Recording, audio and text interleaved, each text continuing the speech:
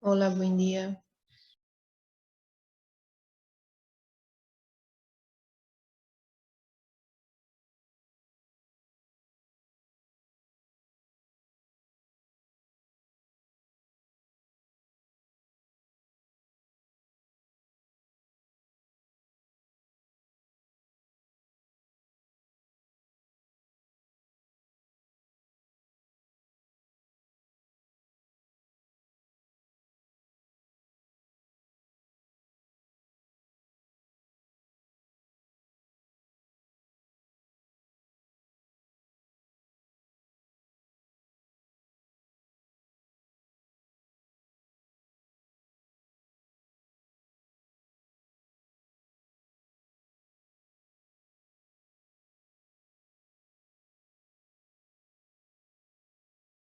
Buenos días,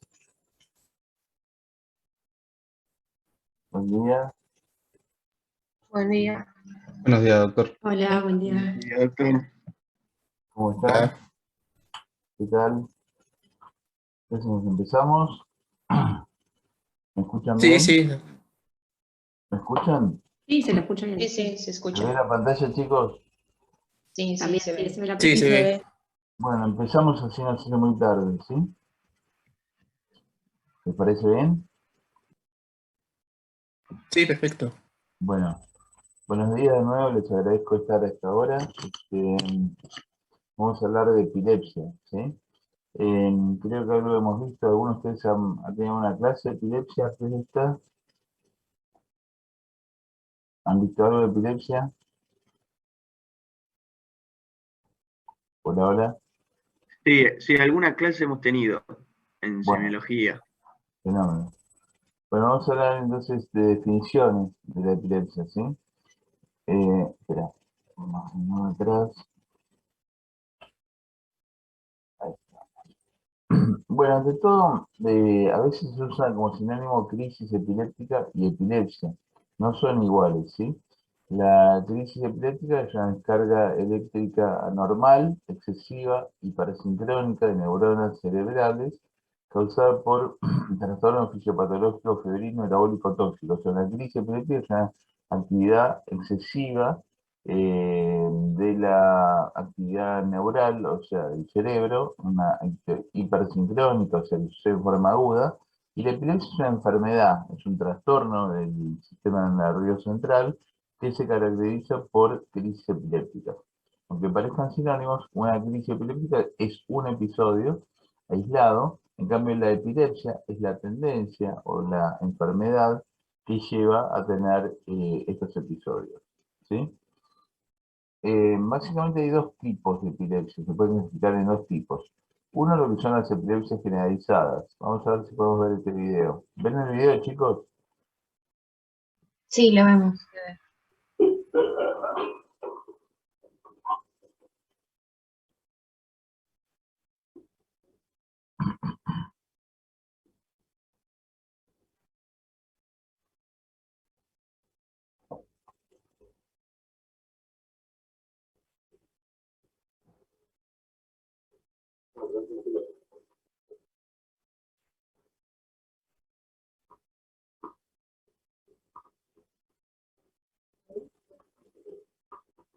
Sí.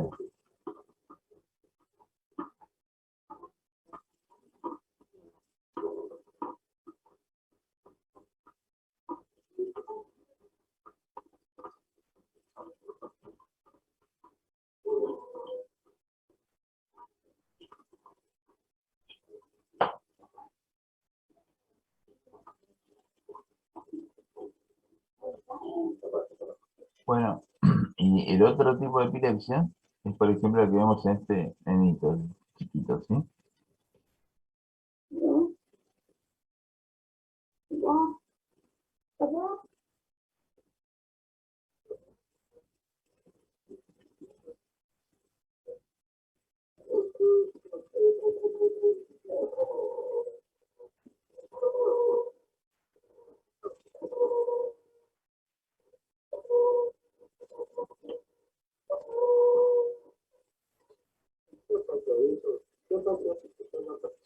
Bueno, ¿Qué les pareció el primer caso? ¿Qué les parece este segundo caso?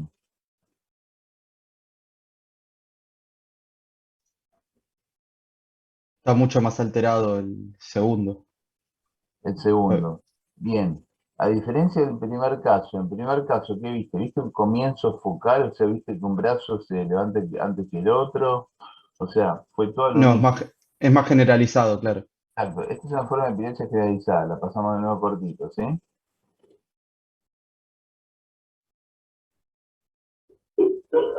¿Sí? O sea, acá el paciente tiene una crisis tónico-clónica generalizada. Es una forma de epilepsia generalizada. En cambio, el chiquito que vemos acá,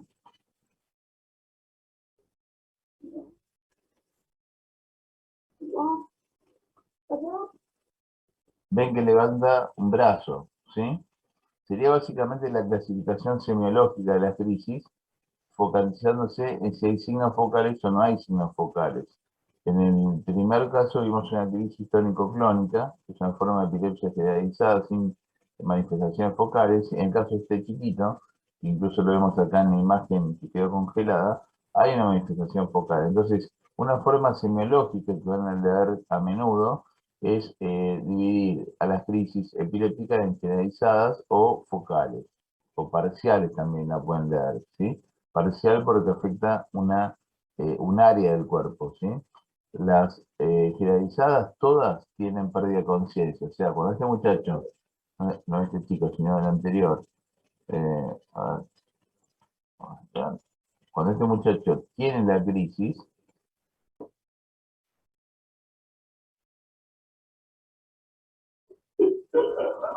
¿qué pasa? Ustedes ven que esta es la parte clínica, este es el electroencefalograma, todo el electroencefalograma, o sea, todo el cerebro está descargando al unísono. En consecuencia, este paciente tiene pérdida de conciencia, ¿sí? Todas las crisis generalizadas, ya sean crisis tónicas, crisis clónicas, crisis tónico-clónicas, mioclónicas o crisis tipo ausencia, que son las formas de crisis generalizadas, todas tienen pérdida de conciencia o alteración de conciencia asociada. ¿Cómo definen ustedes la alteración de conciencia? Bueno, si el paciente no tiene digamos, un registro del episodio, o sea, si tiene amnesia del episodio, por definición, tiene pérdida de conciencia, ¿sí? ¿Entiende esto? Sí, sí, Sí, sí. doctor, tengo una pregunta. En Sí. estos casos, ¿las crisis fueron de alguna forma provocadas o Ah, justo se las registró en el momento? es buena tu pregunta. Este estudio se llama videotelemetría, lo vamos a ver un poquito más adelante, pero yo lo voy aclarando en todo caso. O sea, este es un estudio que se hace para pacientes en los cuales vos no tenés un diagnóstico preciso o que van a ser sometidos a cirugía de epilepsia. Entonces se le interna en el hospital, en una habitación, durante varios días, se lo conecta un equipo de electroencefalografía que lo monitorea en forma continua y lo que vos vas viendo es la actividad del paciente durante esos días. A veces se reduce, no se quita, sino que se reduce la medicación justamente para inducir la aparición de crisis, ¿sí? Pero no es para todos los pacientes. Se llama Perfecto, gracias. video EG o videotelemetría, el estudio, ¿sí? Sí, sí, perfecto. Ok. No es que se hace en todos los pacientes con epilepsia, ¿sí? Desde chiquito también, cuando vos tenés dudas diagnósticas o cuando el paciente va a ser sometido a una cirugía, se hace este estudio. Entonces, en el caso de las crisis generalizadas, dijimos que todas tienen pérdida de conciencia. No me las focales o parciales, como la pueden leer, pueden ser, como en este nene, esto es lo que tiene focal. Esta puede ser con alteración de conciencia, lo que antes se llamaba crisis parciales complejas, o sin alteración de conciencia. ¿Qué significa? Que si el chico puede hablar en ese momento, contestar al interrogatorio en ese momento, uno asume que no tiene pérdida de conciencia. Entonces sería una crisis parcial simple, como se llamaba antes, o una crisis focal sin alteración de conciencia, como la clasificamos actualmente, ¿sí? Esta puede ser, a su vez, motora, como en el caso de este chico, en el cual tenemos una actividad motora, puede ser de tipo sensitivas, hay pacientes que súbitamente sienten que la mitad del cuerpo, por ejemplo, tienen parestesias o hipoestesias, pueden ser disautonómicas, pueden ser con manifestaciones psiquiátricas, como los fenómenos de déjà vu, de Chameau, o alteraciones de la memoria o de la conducta, y esas son formas focales. ¿Sí? Esas son las divisiones, una división muy sencilla semiológica de las crisis epilépticas. ¿Sí? Le hago una pregunta, perdón. Con mucho gusto, dale, adelante. En este caso, entonces, el paciente tiene recuerdo de haber tenido, o sea, no sufre ese periodo como amnésico de la crisis. Claro, si tiene recuerdo, significa que no tuvo amnesia, entonces, ¿qué tipo de crisis sería? Digamos, ¿con alteración de conciencia o sin alteración de conciencia? Sí, y solo Exacto, sería focal. exacto, Ya las es- generalizadas todas tienen pérdida de conciencia. exacto, Perfecto. exactamente. ¿Se entiende? Está perfecto tu razonamiento. Insisto, lo podés leer como crisis parcial simple o crisis parcial compleja, se llamaba hace un tiempo, ¿sí? Los libros Sí, dicen así. gracias. Sí. Otro paciente, de pasada tenía crisis en la noche, no se llegan a ver que la mitad de la boca está con una crisis tónica, clónica por momentos, ¿sí? Es un video que no sé si se ve muy bien la definición, pero lo ven. Y el paciente llama a la enfermera, ¿sí? Va a tocar el botón que está arriba, ¿sí? Entonces, este tipo de crisis, ¿qué le parece que es? Focal simple. Exactamente. O focal sin alteración de conciencia, ¿sí? ¿Está? Es lo mismo, son sinónimos. Perfecto, Perfecto. con mucho gusto. Adelante.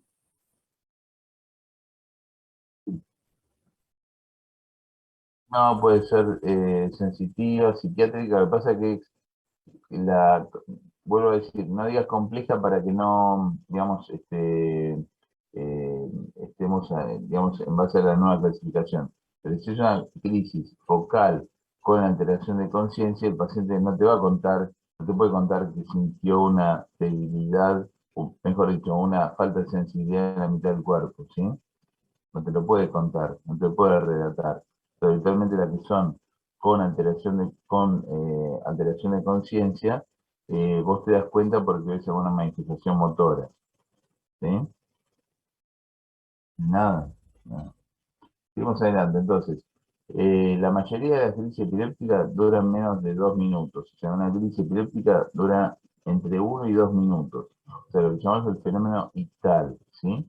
O sea, eh, las crisis que hemos visto, los episodios que hemos visto, las crisis duran poquito tiempo, es 1 minuto, 2 minutos. Ahora bien, en pacientes como el muchacho que vimos al comienzo, con una crisis tónico-clónica, muchas veces queda lo que se llama periodo post-ictal, que a veces dura 15 minutos aproximadamente, que es el periodo en el cual el paciente que tuvo una crisis generalizada con alteración de conciencia, es el tiempo que le lleva hasta que vuelve a la conciencia normal. Eso se llama periodo posictal o confusión posictal.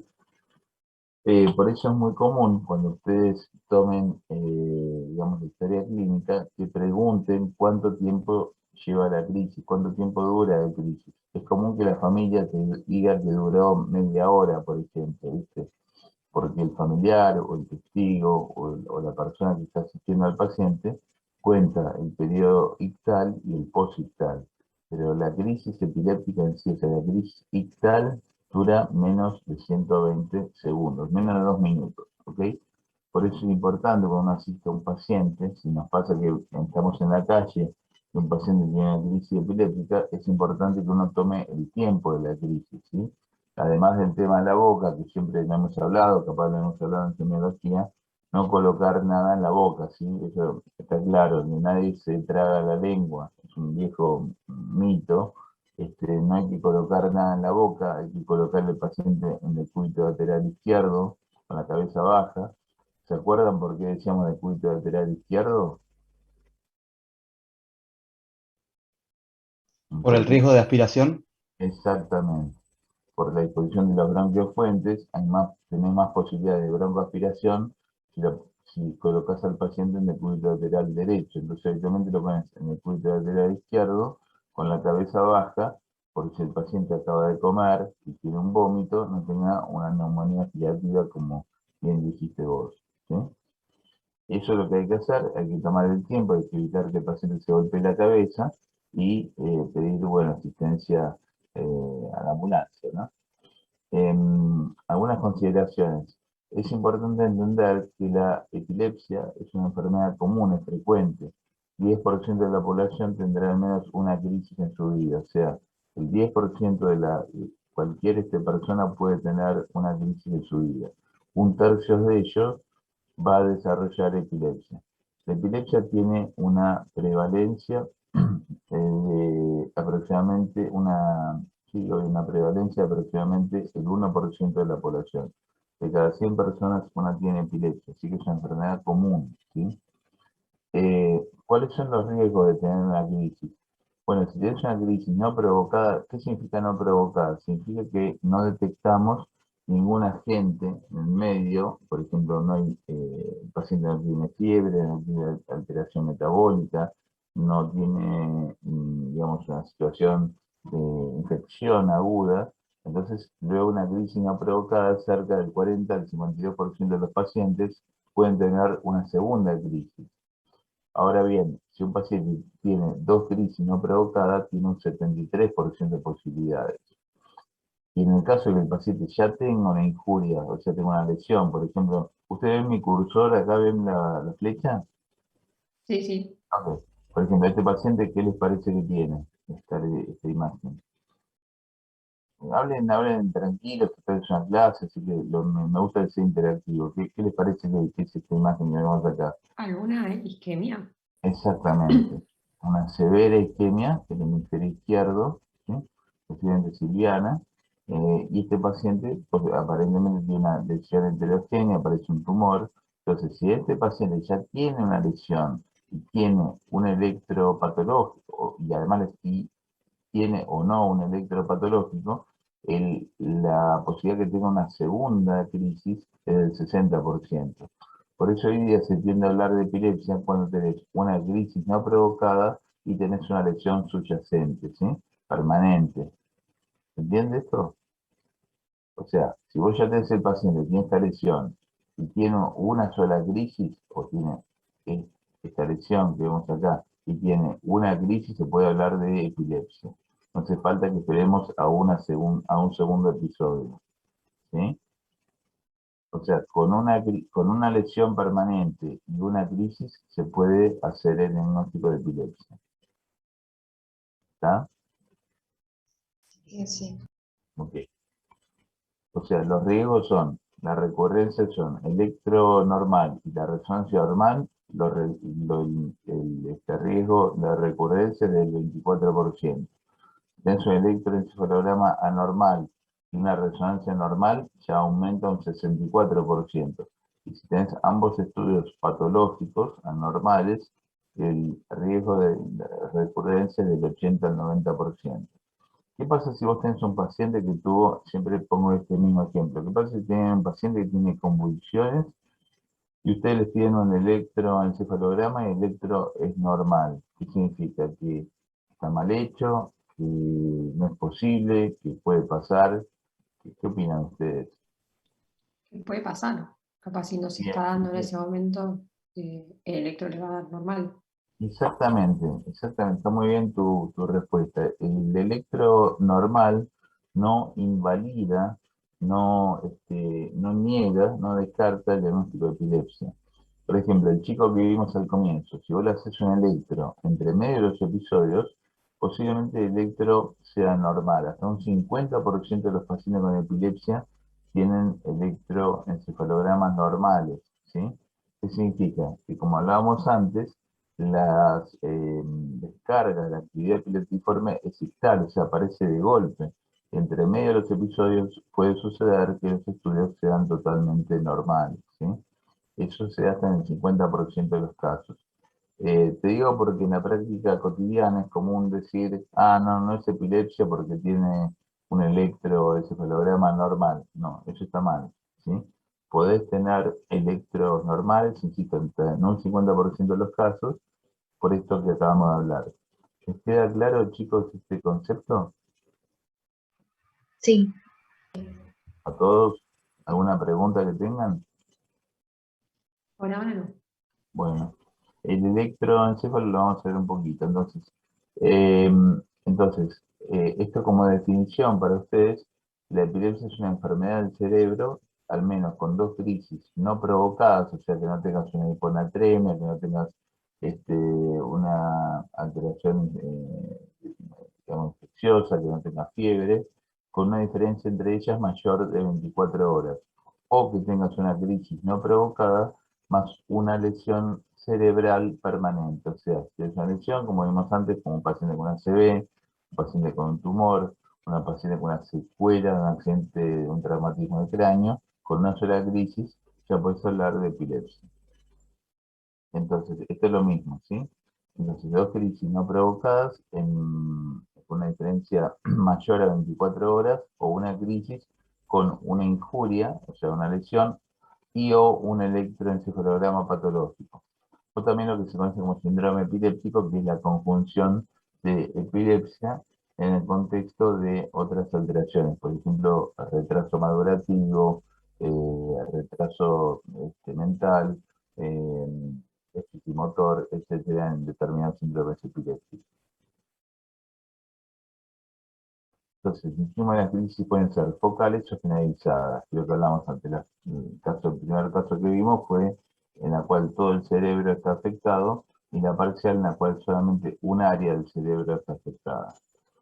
Los principios sería que en el área, digamos, perdón, en el caso de las focales hay solamente una lesión, ¿sí? En el caso del chiquito que vimos antes, hay solamente un área que está afectada, y en las generalizadas todo el cerebro está afectado, por eso se produce la crisis, la convulsión tónico-clónica y la pérdida de conciencia digamos, concomitante, porque ambos hemisferios están afectados. Esta es la clasificación del 2017, que ven, insisto, ven el puntero, ¿no? Ven la flechita, ¿no? Lo ven que está con Sí, esos se ve. Sí, sí, se ve. que la focal se la divide en pacientes que tienen alerta o que están vigiles, o con alteración de la conciencia. En cambio, los generalizados ya ni siquiera lo ponen, porque se da por supuesto que todas tienen alteración de la conciencia. Las focales pueden ser motoras, con automatismos, o sea, movimientos de tipo automático, el paciente que hace como chasquidos o movimientos con la mano, con la boca. Pueden ser atónicas. En la tónica el paciente tiene pérdida del tono muscular, como su nombre indica, el paciente se cae porque no tiene tono muscular. Puede ser clónica, pueden ser espasmos epilépticos, hipermotora, mioclónica o tónica. O sea, en este caso que vimos, el chico que vimos antes tenía movimientos tónicos y clónicos, ¿sí? Combinados. La no motora sería aquella en la cual, como su nombre indica, no ves movimientos, que puede ser autonómica, arresto del comportamiento, o sea, quedarse como quieto, como paralizado, otra forma puede ser cognitiva, emocional o sensorial. Y las motoras, las generalizadas, pueden ser motoras, como la que vimos antes, en el primer caso, la tónico-clónica, la clónica, tónica, mioclónica, que son sacudidas de pequeños grupos musculares, la combinación de mioclónica, tónica y clónica, mioclónica y atónica o atónica. Y las no motoras es lo que se llama ausencia, ¿sí? Digamos, las ausencias a veces se confunden de comienzo focal con alteración de conciencia, a veces se confunden con las ausencias. La de comienzo focal con alteración de conciencia no es igual a las ausencias. La ausencia es un tipo de epilepsia generalizada, ¿sí? De crisis generalizada. Puede ser típica, la típica la que se ven los chicos, que se quedan unos minutos con la mirada fija, unos segundos a veces con la mirada fija. Atípica, bueno, son más grandes, son, digamos, más prolongadas en el tiempo. Pueden tener algunos automatismos como parpadeo, movimientos automáticos. Pueden ser mioclónicas, ausencias mioclónicas en las cuales vos ves estas pequeñas sacudidas, o mioclonías palpebrales, que son únicamente vinculada con el auricular de los párpados. Es importante destacar que a veces el comienzo puede ser focal y evolucionar a lo que antes decíamos secundariamente tónico-clónica, actualmente evolucionar a tónico-clónica, o sea que el paciente tenga un comienzo focal y luego evoluciona a una tónica clónica, o sea, hay una diseminación de la descarga eléctrica y esto provoca una crisis tónico-clónica. Las de comienzo desconocido, como su nombre indica, no sabemos dónde comienza, dónde es el comienzo y la crisis. Entonces puede ser motora, no motora o no clasificable. ¿Sí? ¿Está claro esto? Bueno, sí. ¿Cómo decís? Disculpame. Sí, sí, sí, sí, sí, sí, sí, sí, sí, a ver, en epilepsia, viste, lo característico es que los episodios son estereotipados habitualmente. Vos me decís, puede tener, no sé, motora atónica con no motora cognitiva, puede pasar, sí, pero como es focal, habitualmente tenés una lesión localizada. Esa lesión, lo más común es que te dé siempre el mismo tipo de crisis. Pero tu pregunta es muy buena y es cierto, un paciente puede tener más de un tipo de crisis. Eso puede pasar, ¿sí? No, de nada. Chicos, ¿alguna pregunta más en cuanto a la clasificación, lo que vimos hasta ahora? No, no, por ahora. Sí, yo tengo una pregunta, perdón. Dale, dale, adelante. Cuando hicimos la definición, había un periodo mayor a 24 horas. Sí, ¿A qué se debe? es porque si tenés, por ejemplo, imagínate que tengo fiebre, ¿viste? Entonces es posible que tenga dos o tres, que debute, no sé, un paciente que hace una encefalitis herpética. Puede ser que, no sé, en una hora tenga 5 convulsiones, ¿entendés? Entonces, como no están separadas en tiempo, no puedes hablar de epilepsia, en ese caso, aunque tenga una lesión. Eso se considera crisis sintomáticas agudas. De ahí viene lo que dice la definición, que estén separadas por un periodo mayor a 24 horas. ¿Está? Ok, perfecto. ¿Lo entendiste? Si yo te lo digo, te pongo otro ejemplo. Entonces, es un Sí, paciente sí, o sea, pero, o sea, el paciente estaría teniendo crisis epilépticas, pero, son sintomáticas, se llaman sintomáticas agudas, porque es, por ejemplo, insisto, un paciente tiene un accidente, tiene un TEC y hace 2 convulsiones seguidas, ¿sí? Las inmediatamente del TEC.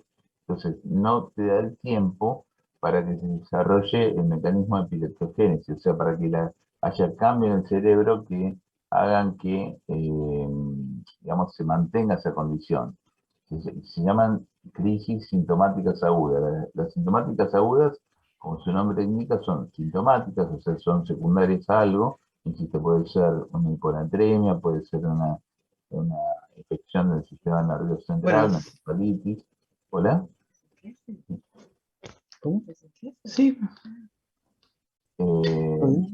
No, no, entiende, ya desayuné. perdón, ¿se entiende lo que estaba hablando?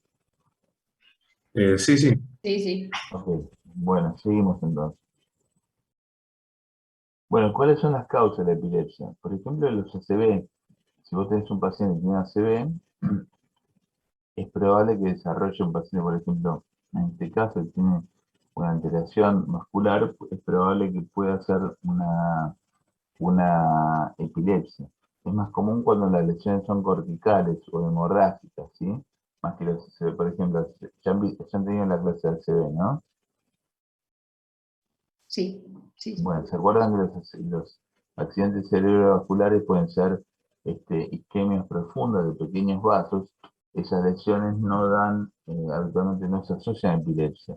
Ahora, si vos tenés una ACV en el cual el paciente tiene una lesión cortical, en ese caso sí.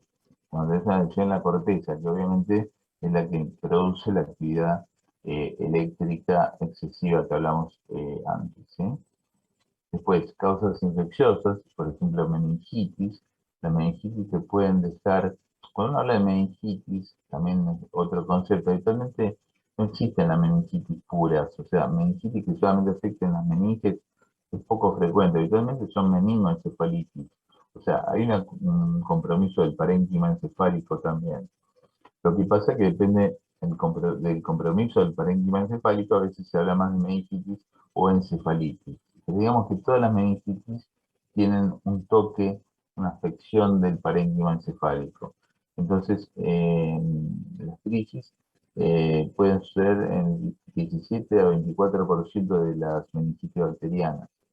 Y la meningitis tuberculosa también puede estar presentes, especialmente cuando hay un tuberculoma, o sea, cuando hay una lesión del parénquima encefálico. Entonces, si vos tenés una paciente que tiene una lesión meningia, una lesión en el parénquima, en estos casos en los cuales hay una meningoencefalitis, es más común la aparición de crisis epilépticas. Lo que dijimos antes. Doctor, Perdón, en sí, este caso dime. no son corticales las meningitis. O sea, no Mira, tiene que ver. bien, está bien tu pregunta. Mira, acá sí sería cortical. Esa sería de la parte de la ínsula. ¿Ves la flecha? Sí, Sí, la ínsula derecha. En este caso es profunda, obviamente. Lo que pasa es que, bueno, es una lesión importante, es cierto, sería menos frecuente que este paciente tenga con esta lesión una aparición de epilepsia, pero es la misma paciente, ¿sí? Es el mismo paciente. Si vos lees acá abajo, imagen de la resonancia de un paciente con meningitis tuberculosa en un infarto, ¿sí? O sea, la que te está dando la lesión habitualmente es esta que vemos acá, la que está dando manifestaciones epilépticas. Es difícil una lesión profunda como esta de manifestaciones de tipo epiléptica. o sea, avanza por contigüidad, digamos. Claro, exactamente. ¿Sí? Gracias. Sí, O sea, lo que quiero decir, por ejemplo, esta también es el área que vos ves los infartos de tipo lacunares, ¿sí? Lo que habrán visto en la clase de stroke. O sea, los infartos pequeñitos en esta zona habitualmente no causan manifestaciones de tipo epiléptica, ¿sí? Sí, cuando tenés una lesión en la corteza, como esta que estamos viendo acá. ¿Mm? ¿Sí? sí, Ok, gracias. nada. Lo que vimos ahora. Bueno, otras causas infecciosas, endocarditis, abscesos. Por ejemplo, si vos tenés un absceso, volviendo a tu pregunta, la colega que hablaba antes, que hizo la pregunta, ¿ves? Acá tenés la lesión en la corteza, ¿sí? O bien subcortical, digamos. Esta lesión claramente te puede dar una crisis epiléptica, estaríamos acá. También de causa infecciosa. La neurosis y cercosis es otra causa muy común de epilepsia. Por ejemplo, estas lesiones, no digo estas lesiones profundas, pero estas lesiones corticales es una de las causas muy comunes de epilepsia. En Latinoamérica suele ser una causa bastante frecuente de epilepsia. Y el HIV también, ¿no? Obviamente. Los traumatismos de cráneo también es otra causa de crisis epiléptica. Vuelvo a decir, no en agudo, en agudo sería una crisis epiléptica sintomática, pero si vos mantenés el hematoma subdural durante mucho tiempo, eso puede constituirse en una causa de epilepsia o una lesión crónica en el cerebro secundaria a un traumatismo de cráneo, ¿sí?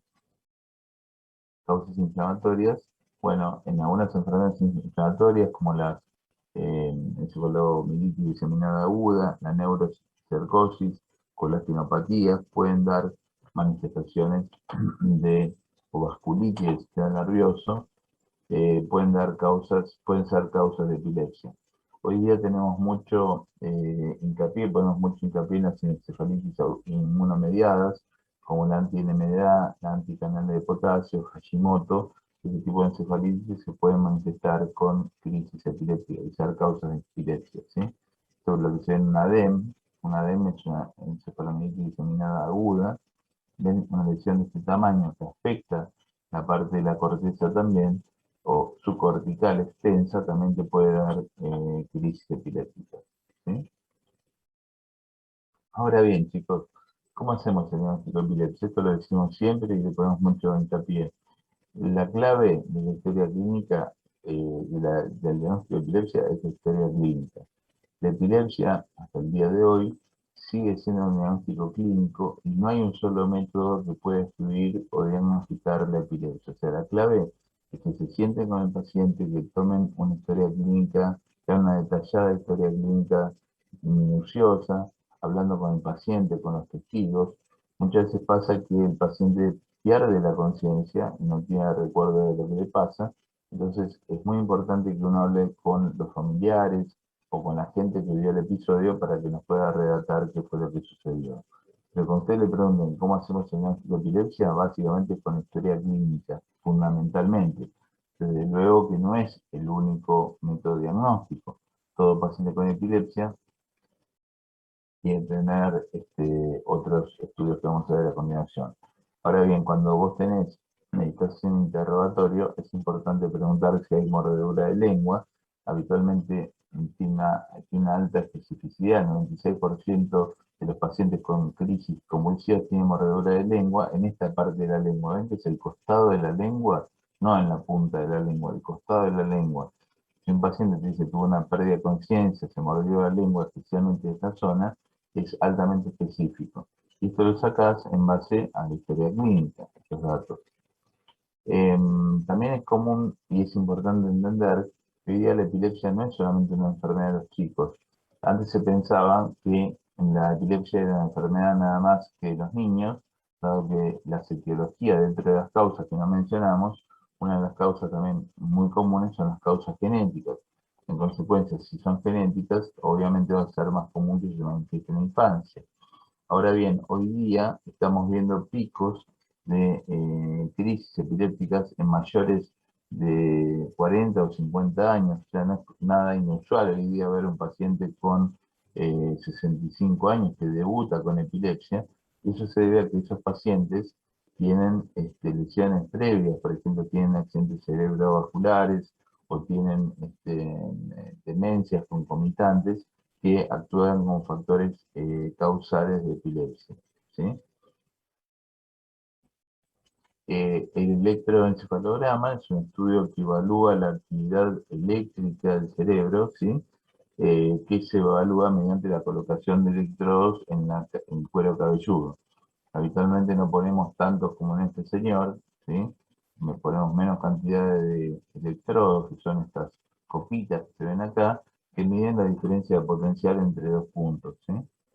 Esta sería la práctica habitual del electroencéfalo, ¿sí? Se pone con una especie de gorra de natación que tiene atachado, tienen pegados los electrodos o se pegan directamente al cuero cabelludo, ¿sí? Eso lo que evalúa la diferencia de potencial entre dos puntos y se transmite a un equipo, que ese equipo va conectado a una computadora y nos permite evaluar la actividad eléctrica cerebral.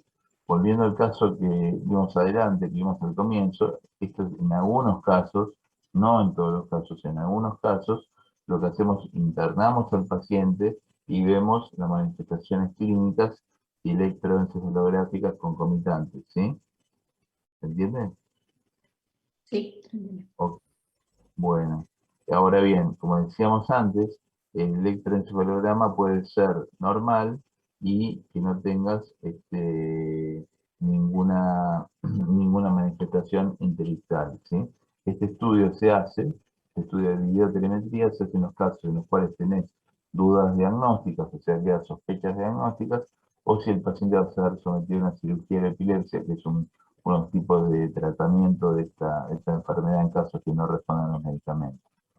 Y esto te permite ver la actividad ictal, no la interictal. La interictal y la ictal, o sea, el momento de la crisis se llama actividad ictal, ¿sí?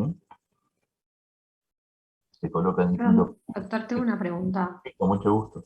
se me ocurrió recién. En caso de la etiología que sea infecciosa, o sea, una meningitis, una vez resuelta la meningitis, ¿ya no debería tener más esas crisis epilépticas o está asociado a un riesgo de que, que Claro. vuelva a tenerlas? Bueno, está muy buena la pregunta de nuevo. Si tuvo una meningitis y tuvo afección del parénquima, que lo hablábamos antes, puede tener un riesgo bajo, pero lo tiene, de mayor incidencia de crisis epilépticas, ¿sí?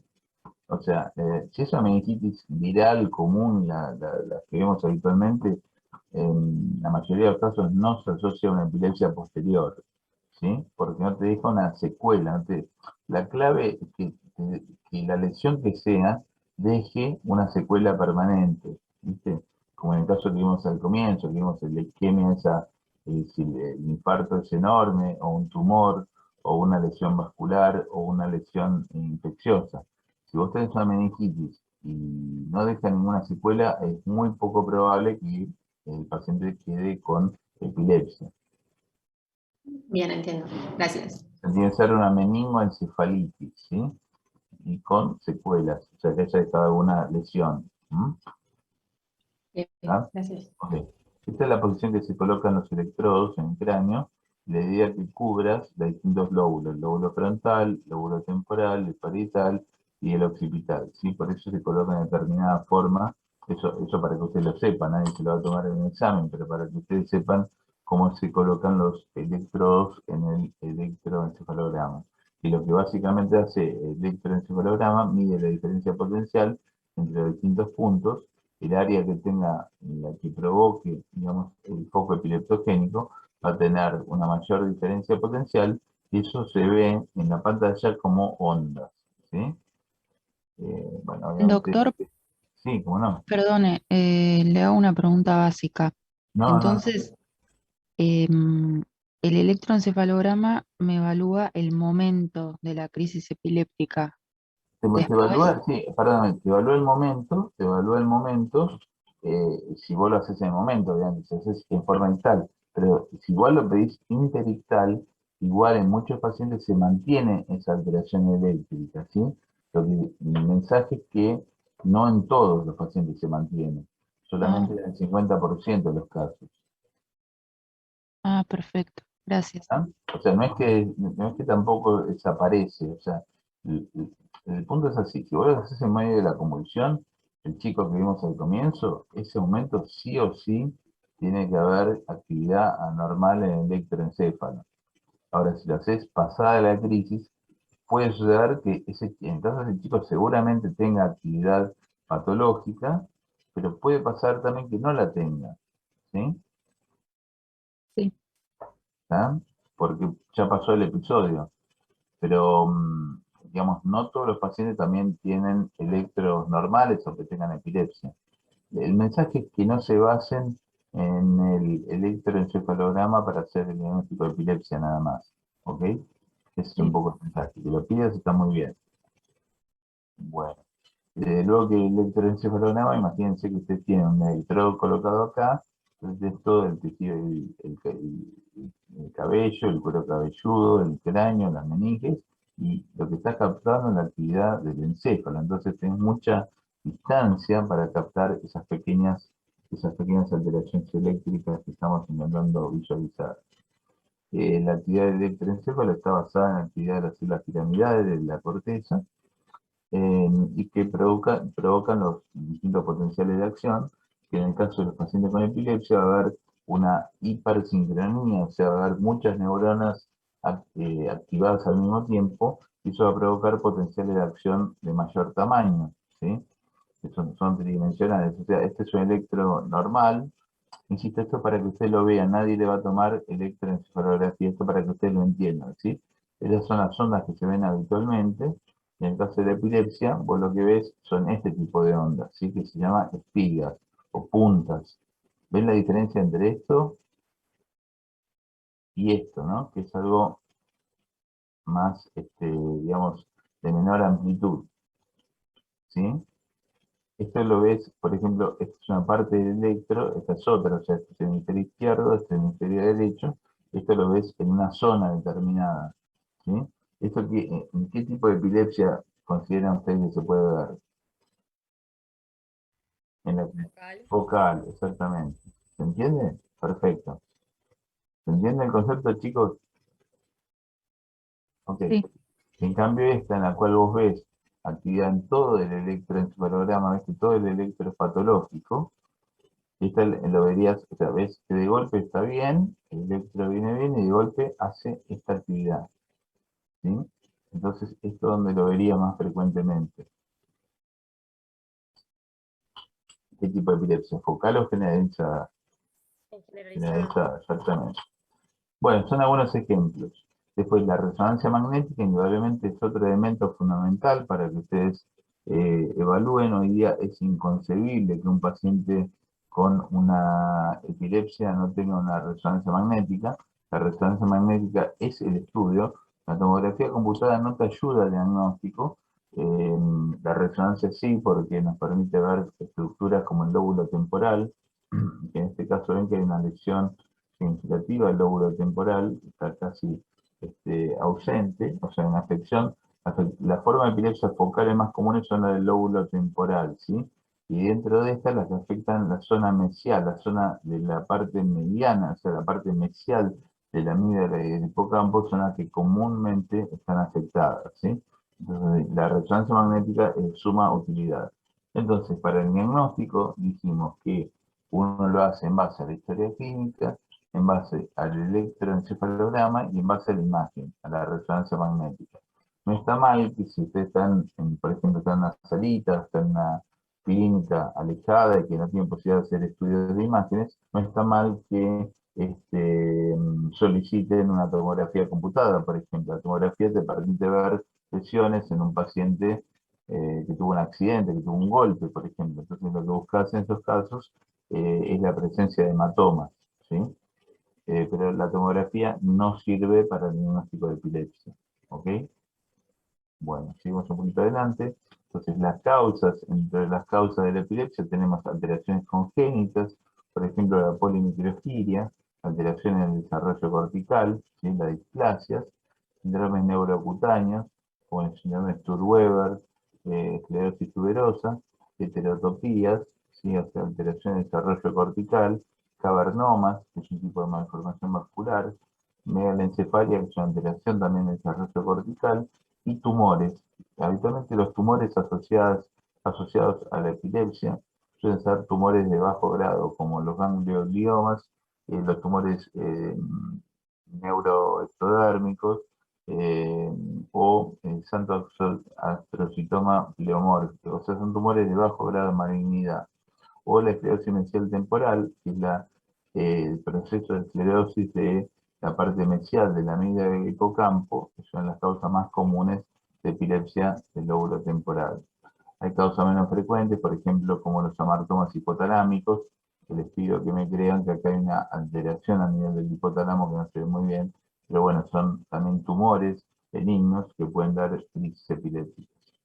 Entonces, el diagnóstico de epilepsia lo hacemos en base a la historia clínica, la electroencefalografía, las imágenes, en algunos casos que tenés dudas o sospechas de crisis sintomáticas por tóxicos, por ejemplo, se puede hacer análisis de laboratorio.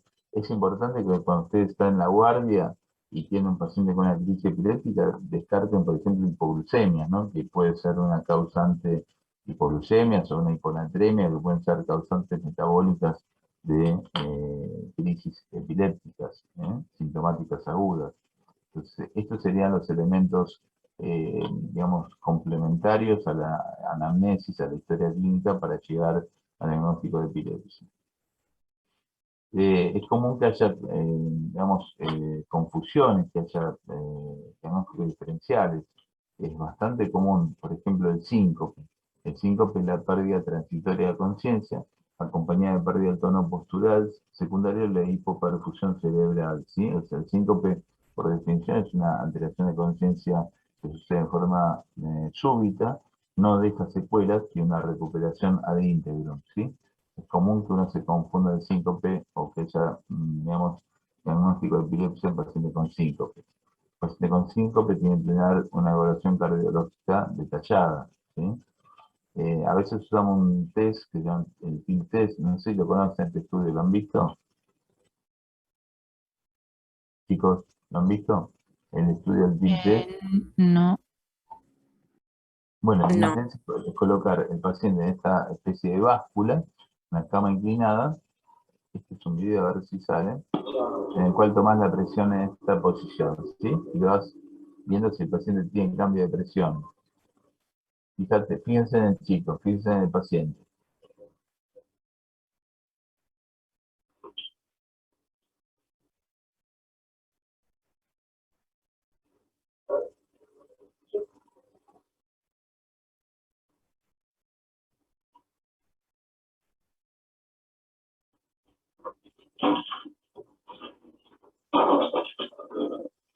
visto?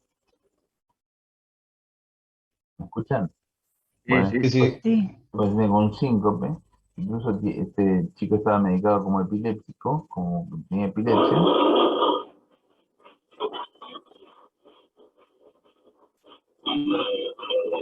Y si llegan a ver, no sé muy bien porque lo está tapando el doctor que está haciendo el estudio, tenía como unos movimientos tipo sacudidas. A veces el síncope, cuando es de mucha magnitud, o sea, ustedes un síncope, que el paciente estuvo varios minutos hipoxémico, o un tiempo prolongado hipoxémico, puede tener movimientos de tipo convulsivo. Pero esto no es epilepsia. Esto no es epilepsia, es un síncope. ¿Sí? Entonces es un diagnóstico diferencial. Después de las crisis no epilépticas psicogénicas, que son las Doctor, sí, ¿cómo no? perdón, no entendí recién, el paciente tuvo movimientos tipo Sí, epilépticos después del síncope y bueno, eso es un diagnóstico diferencial. no, bueno, ¿cómo es tu nombre? Discúlpame. Estefanía. Estefanía, no son movimientos epilépticos, ¿sí? Para que vos hables de movimientos epilépticos, tiene que haber una descarga en el cerebro, tiene que haber una actividad eléctrica patológica. Y bien, este chico es hipoperfusión debido a que el síncope, o sea, le bajó tanto la presión, tuvo una caída tan brusca de la presión que la hipoxemia, o sea, la falta de oxigenación en el cerebro en forma transitoria, provocó los movimientos. O sea, este chico no tiene epilepsia, ¿se Sí, entiende? bien. Claro, sería algo provocado y no es epilepsia. Exactamente. No tenés una lesión en el cerebro, exactamente. Es una crisis provocada. Es debida a la hipoxemia. Es lo que hablábamos antes, como si tuvieses una hipoglucemia. Imagínate que yo tengo diabetes, me apliqué una dosis de insulina, no sé, me equivoqué, me di una dosis más alta de insulina, no desayuné y no sé, me baja la glucemia a 40, a 36. Puede hacer una convulsión, ¿sí? Pero en esos casos no hablas de epilepsia, porque no hay una lesión continua, permanente, ¿sí? Sí, gracias. No, de nada. Las psicogénicas son pacientes que tienen alteraciones tipo, digamos, psiquiátricas y pueden manifestarse con alteraciones de distinta índole, ¿sí? Por eso la videotelemetría es muy importante para el diagnóstico diferencial de estos pacientes. Es una chica que se puede ver, voy a intentar adelantar un poquito.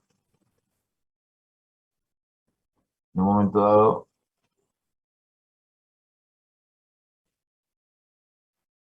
empieza a hacer estos movimientos, ¿sí?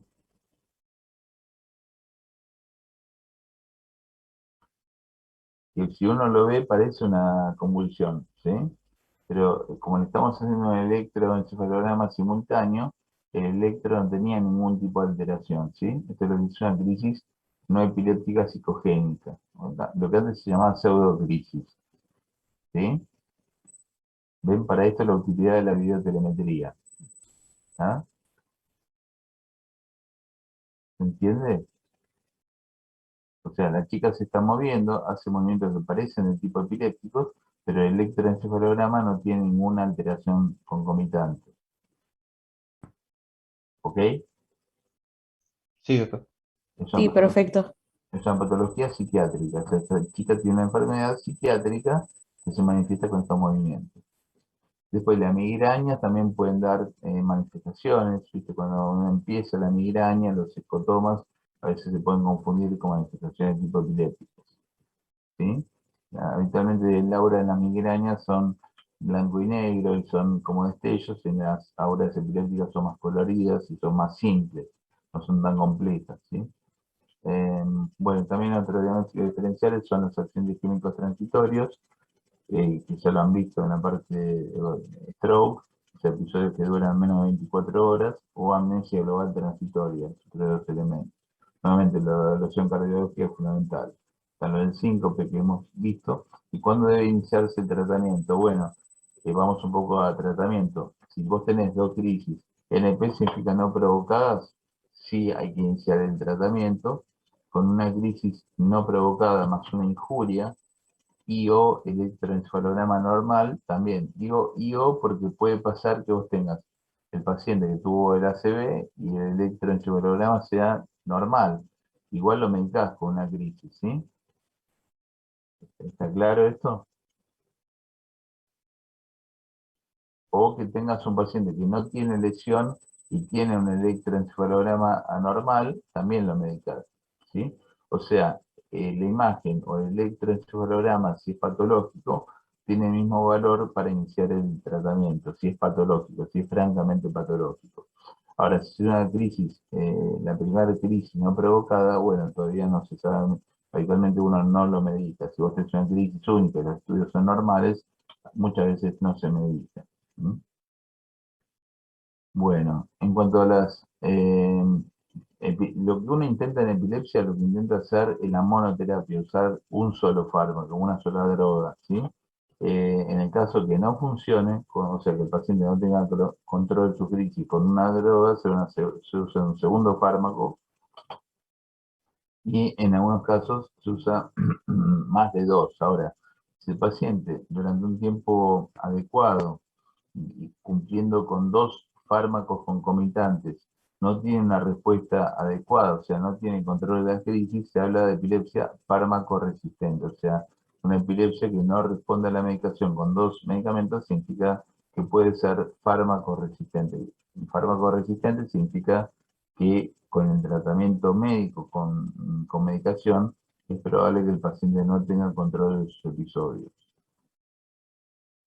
Habitualmente la mayoría de los pacientes, como ven acá, el 47% con un solo medicamento ya tiene control de la crisis. Con dos medicamentos le adicionás un 13%. Ya con tres medicamentos es muy poquito lo que le adicionás, es un 1%. Pero básicamente con más de tres anticonvulsivantes también es un 3%, o sea, es muy poco. Te queda, si uno toma una población de 100 pacientes, hay un 30%, un 36% de pacientes que no responden a la medicación, que es lo que se llama fármaco resistente. O sea, la parte buena de la historia es que casi más de un 70% de pacientes con medicamentos tiene una excelente respuesta a la medicación, pero queda un 30% aproximadamente de pacientes que no responden a los medicamentos, ¿sí? En estos casos, el objetivo obviamente es que el paciente quede sin crisis, que no tenga ninguna crisis y que no tenga efectos secundarios. Eso es lo que tenemos que intentar. Ahora, para eso usamos las drogas clásicas, todavía algunas se siguen usando, como es el fenobarbital, la fenitoína, la primidona, la tosuximida, la benzodiazepina, la carbamazepina, el ácido valproico. Eso lo conocen de fármaco, ¿no? Eso lo han visto en farmacología, ¿no? Sí. Sí, Ok. sí. Por eso lo voy a pasar un poquito más rápido esto que lo clásico. De estas seguimos usando algunas, especialmente la fenitoína, se usa mucho debido a que tiene disponibilidad endovenosa. La carbamazepina se sigue usando también y el ácido valproico también. La fenitoína y la carbamazepina, la fenitoína y el ácido valproico, especialmente en las formas generalizadas, y en las parciales la carbamazepina, ¿sí? Después tenemos las drogas nuevas, que es el felbamato, la gabapentina, la amotrigina, el topiramato, el levetiracetam, fundamentalmente. De todos estos, las drogas nuevas, el que más usamos es el levetiracetam, ¿sí? Fíjense la cantidad de fármacos que tenemos. ¿Hola? Sí, les habían hablado. De 1860, ahora fíjense la cantidad de medicamentos nuevos que tenemos, ¿sí? Sin embargo, no hace falta que se estudien cada uno de estos, ya le voy diciendo. Es fundamental que estudien los que son los clásicos, el fenobarbital, se sigue usando ocasionalmente, el inconveniente que tiene una vida media muy larga, de casi 100 horas de vida media. Lo voy a pasar un poquito, después le vamos a pasar la diapositiva. No se tienden a usar, la fenitoína sí la usamos, especialmente para una condición que se llama estatus epiléptico, que es una condición en la cual la crisis dura más de 5 minutos. La ventaja que tiene la fenitoína es que se puede usar en vía endovenosa, la desventaja es que tiene una cinética no lineal. Esto me imagino que lo han visto en farmacología, ¿no? O sea, vos llega a un punto que vas aumentando y la curva se hace tipo logarítmica, no se hace lineal, no es una línea, ¿sí? Entre la concentración plasmática y la dosis, llega un momento en que se produce este fenómeno, así que a pequeños aumentos de la medicación se producen altos aumentos en la concentración sérica del fármaco. bueno, la fenitoína, acá están la dosis de carga de la fenitoína es de 18 miligramos kilo. O sea, eso siempre calculen el peso del paciente y en base a eso establezcan cuál es la dosis de carga. La dosis de carga es la dosis que se da en forma aguda de la fenitoína, ¿sí? En el momento agudo de la fenitoína.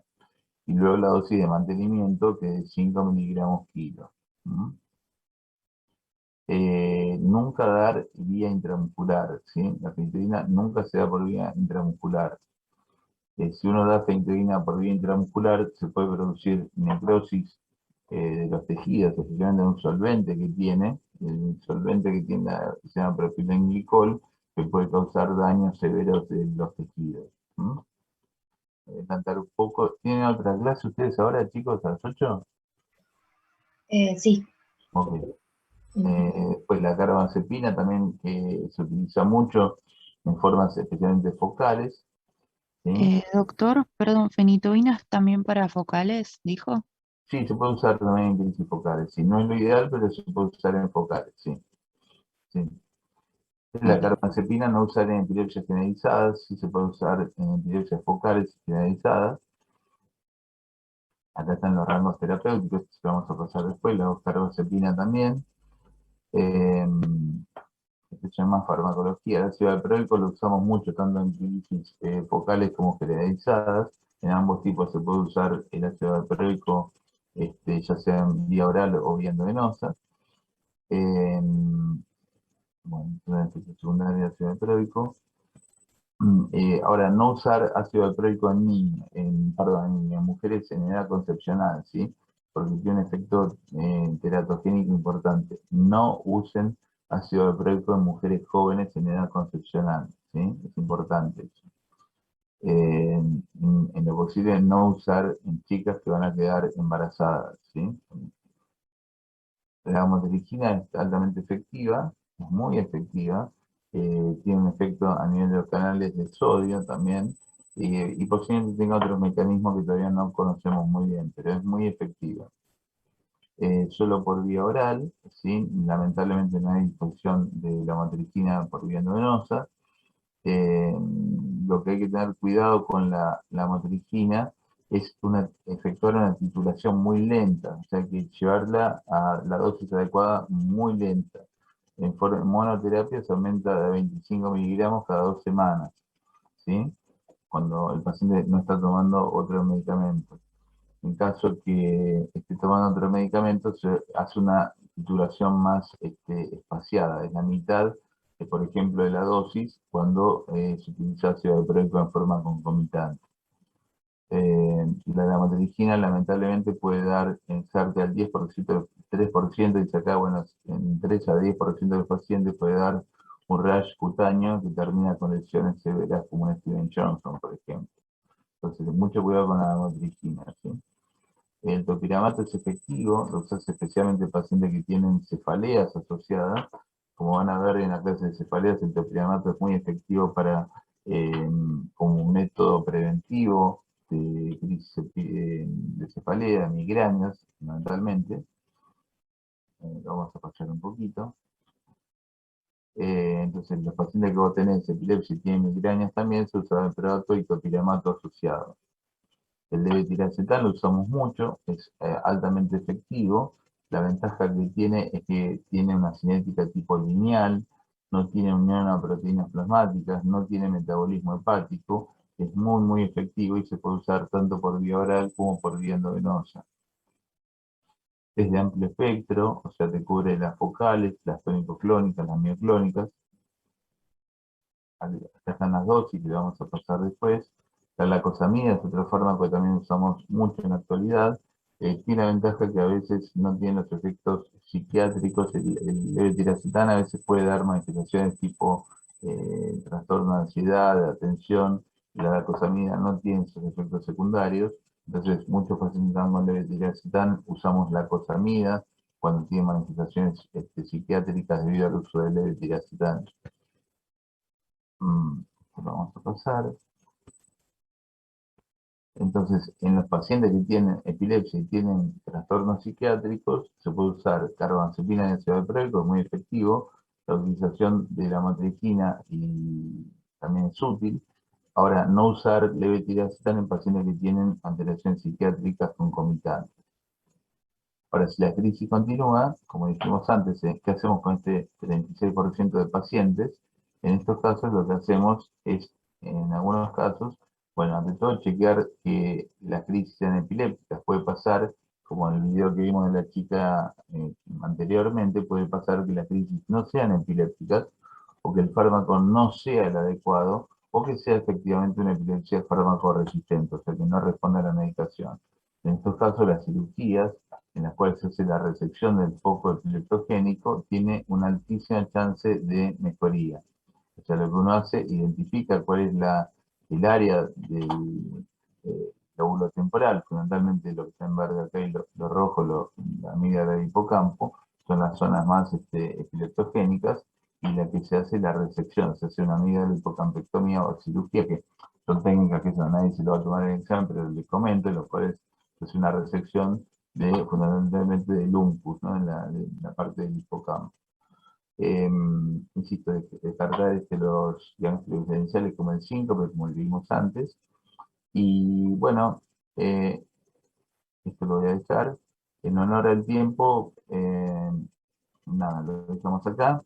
Entonces, comentarles, básicamente cómo hacer el diagnóstico de epilepsia, que dijimos que es basado en la clínica, la electroencefalografía y diagnóstico por imágenes, la clasificación de la epilepsia en formas de crisis epilépticas generalizadas y focales, las causas de la epilepsia, dijimos que hay causas congénitas, causas secundarias al traumatismo de cráneo, causas secundarias a causas infecciosas.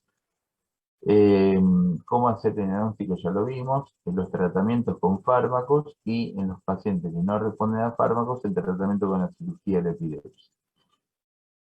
Quiero mencionar una entidad que se llama Status Epilepticus, que el Status Epilepticus es importante que lo tengan en cuenta, que son entidades en las cuales las crisis se prolongan más de 5 minutos. Cuando una crisis dura más de 5 minutos, se habla de Status Epilepticus. El estatus epiléptico puede ser de dos tipos, convulsivo y no convulsivo. El convulsivo es aquel, como su nombre indica, en el cual uno ve que el paciente sigue convulsionando, o sea, sigue teniendo movimientos motores, ¿sí? El no convulsivo es aquel en el cual el paciente solamente tiene alteración de la conciencia, pero no tiene movimientos clínicos. Es una emergencia médica. Para el tratamiento del estatus epiléptico se utiliza, en primera instancia, benzodiazepinas. En segunda instancia se usa una carga con levetiracetam o con ferritina o con ácido valproico, y luego se puede usar dosis de mantenimiento de los mismos o utilizar anestésicos como el midazolam en el caso que el paciente continúe con crisis a repetición. Bueno, chicos, los dejo en honor al tiempo, estuvimos una hora, así que los dejo ahora. ¿Alguna pregunta que tengan? Y a mí me quedó una pregunta o sea, no me quedó muy claro el tema de qué sería el momento post-ictal. O sea, Bien. ¿sigue convulsionando el paciente o...? Bueno, está muy bien tu pregunta. El momento posictal sería el momento que no tenés convulsiones, ya pasaron las convulsiones, pero el paciente queda con alteración de la conciencia, o sea, está como confuso. En el familiar dice está como borracho, digamos, lo más común, la descripción más común, o sea, el paciente, a ver,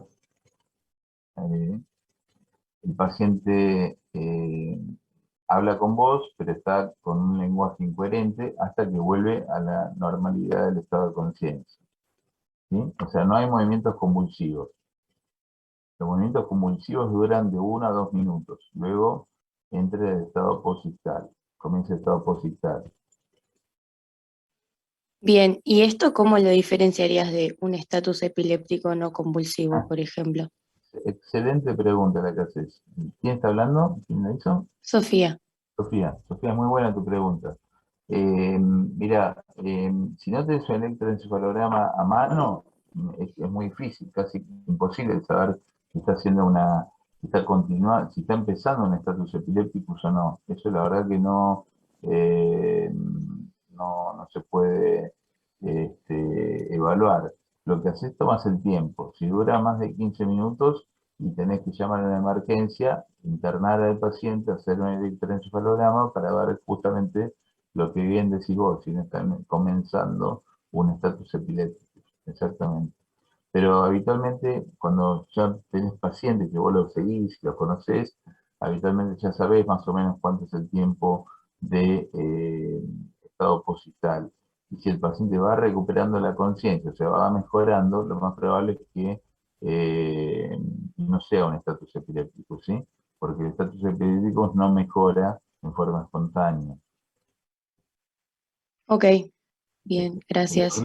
Pero es muy buena tu pregunta, está muy bien. Entonces siempre hay que tener la sospecha de un estatus epiléptico no convulsivo si se prolonga el periodo posictal, el periodo de confusión posictal. Doctor, Sí, sí, ahí chicos. va la pregunta básica después de la... em, ¿qué eran las ausencias? Perdón, ya Quedan- sé que lo dijo, pero No, no, está muy bien, está muy bien. Las ausencias te dan episodios cortos de desconexión, ¿sí? O sea, episodios en el cual se da más que nada en chicos y el paciente lo que vos ves son episodios en los cuales se queda con la mirada fija, no responde al interrogatorio. Esto es muy común en chicos, porque es una forma que se da más que nada en chicos, y en los cuales el chico se queda, el paciente se queda con la mirada fija, quizá parpadea un poco y nada más, y no contesta, y después sigue con la actividad habitual. Pasa con las ausencias que, como insisto, se dan en la edad escolar, son chicos que a veces tienen bajo rendimiento escolar, eh, son episodios que pueden, digamos, suceder varias veces en el día. A veces ni los papás ni las maestras se dan cuenta que lo tienen hasta que alguien digamos, lo percibe y lo deriva al neurólogo. Pero la ausencia, como su nombre indica, son pequeñas alteraciones de conciencia. Como habíamos visto, son formas de epilepsia generalizadas, así que tiene alteración de conciencia. Lo que pasa es que la duración es de segundos. Así que prácticamente el paciente queda con la mirada fija, parpadea un poco y nada más que eso. ¿Sí? sin Sin convulsiones. movimiento Sin tipo convulsiones. sacudidas, ¿Cómo? Discúlpame. sin sacudidas. Exactamente. Sin, algunas formas son, no la voy a complicar demasiado, pero algunas formas son con ausencias con mioclonías, en las cuales puede tener algunos movimientos mioclónicos, pero muchas formas son ausencias puras y no ves ningún tipo de movimiento asociado. ¿Mm? Perfecto. ¿Alguna pregunta más, chicos? Muchas gracias. No, por favor, un gusto. ¿Alguna pregunta más que tengan? Bueno, los dejo que vayan a tomar un café para la siguiente clase. Cualquier cosa, me preguntan, lo que sea, ¿sí? De Muchas nada, gracias, doctor. Muchas gracias. hasta luego, buenos días, adiós.